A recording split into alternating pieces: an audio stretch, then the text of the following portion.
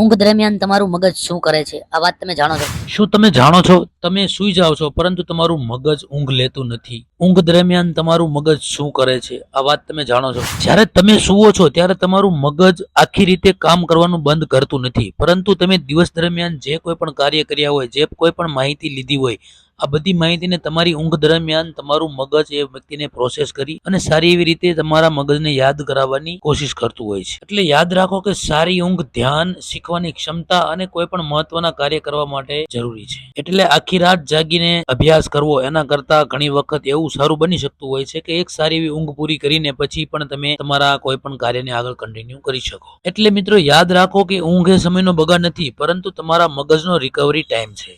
તો તમે દિવસના કેટલા કલાક અને રાતે કેટલા કલાક સૂવો છો એ જરાક મને કોમેન્ટમાં જણાવજો, કારણ કે આવી નવી નવી ટિપ્સના વિડીયો હું તમારા માટે લાવતો રહીશ. તો આવા જ નવા નવા વિડીયો જોવા માટે આપણી ચેનલને ફોલો જરૂર કરી લો.